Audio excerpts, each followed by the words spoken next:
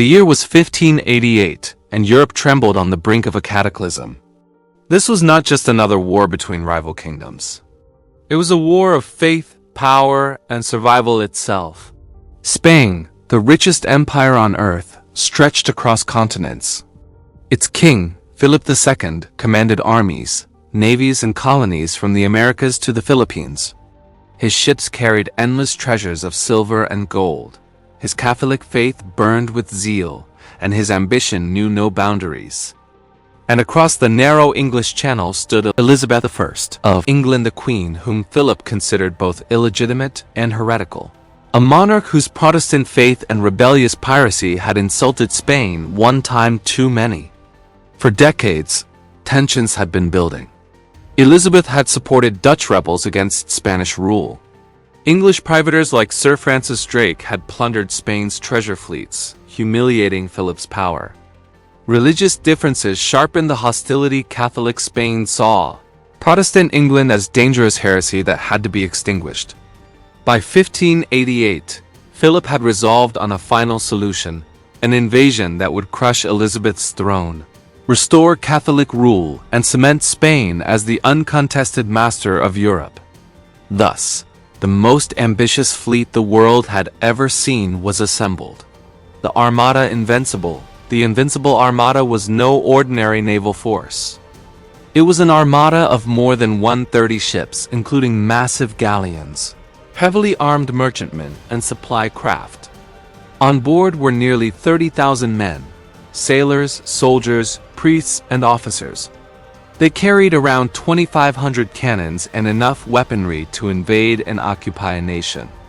Their mission: sail through the English Channel, rendezvous with the Duke of Parma's 30,000 troops waiting in the Netherlands, ferry the soldiers across, and launch a full-scale invasion of England. The sheer scale of the Armada stunned Europe. Spain's empire already seemed unstoppable, and now Philip had set his sights on England. To many, it looked like Elizabeth's reign would be swiftly ended, her small island kingdom swallowed by Spain's vast might. But history, as it often does, had other plans. England, though far smaller, was not defenseless. Elizabeth's navy, commanded by skilled men like Lord Charles Howard, Sir Francis Drake, and John Hawkins, was leaner but more innovative. Their ships, faster, lighter, and easier to maneuver, were designed not for lumbering battles at close range, but for striking swiftly and staying out of reach. English gunners could reload faster, and their naval tactics were sharper, honed through years of piracy against Spain. And unlike Philip's soldiers, the English were fighting for survival, for crown and country. Elizabeth herself played her part masterfully. In July, as news spread of the Armada's approach, she rode to Tilbury to rally her troops. Dressed in a white gown with a breastplate of steel, she spoke words that still echo across centuries. "I know I have the body of a weak and feeble woman, but I have the heart and stomach of a king." Her defiance electrified the nation. Whatever came, England would fight to the last breath. When the Armada finally appeared off the English coast, the sight was breathtaking. Rows upon rows of towering ships, sails billowing, crosses painted proudly on their banners. To many who saw it, it must have looked like an unstoppable force, an iron fist descending upon their homeland. Yet the English were quick to strike. At Plymouth, Sir Francis Drake famously delayed an initial pursuit so he could finish his game of bowls, confident there would be time enough to defeat the Spaniards. That confidence was not misplaced. What followed was not a single great battle, but a series of engagements, relentless, harassing strikes by English ships darting in and out of range, raining cannon fire, and retreating before the lumbering Spanish galleons could retaliate.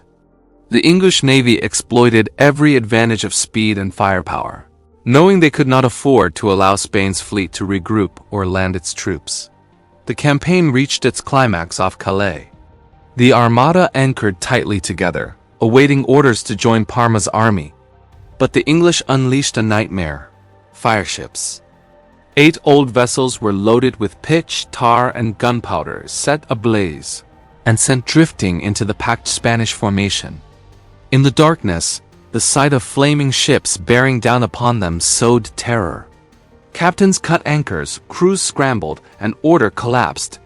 The Armada broke apart, scattering in panic. The English seized their chance. At the Battle of Gravelines, they pummeled the disorganized Armada with relentless cannon fire. Spanish ships, unable to regroup or maneuver, suffered heavy damage. Though relatively few ships were sunk outright, the Armada was crippled, its mission now impossible.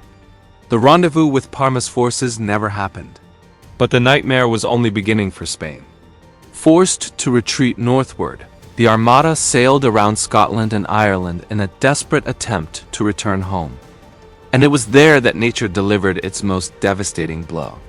Storms swept across the seas, tearing apart sails, smashing ships against rocky coasts, and drowning thousands of men. Survivors washed ashore in Ireland, only to be captured or killed. By the time the shattered remains of the Armada limped back to Spain, fewer than half the fleet remained. Of the nearly 30,000 men who had set sail, perhaps 15,000 or more were dead. The Invincible Armada had been destroyed. Spain's aura of invincibility shattered overnight. Philip II, the most powerful monarch in the world, had been humbled not only by English cunning, but by the fury of the sea itself.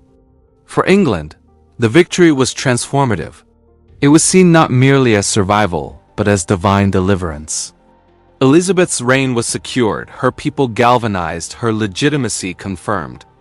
England's navy had proven its worth, laying the foundation for centuries of maritime dominance. The triumph of 1588 became a symbol of resilience, of a nation that refused to bow to overwhelming odds. Yet victory had not been guaranteed. England's gunpowder stores had been dangerously low by the time the Armada retreated. A single successful landing by Spanish troops could have changed the entire outcome. Make sure to hit that like button, subscribe to the channel, and turn on notifications.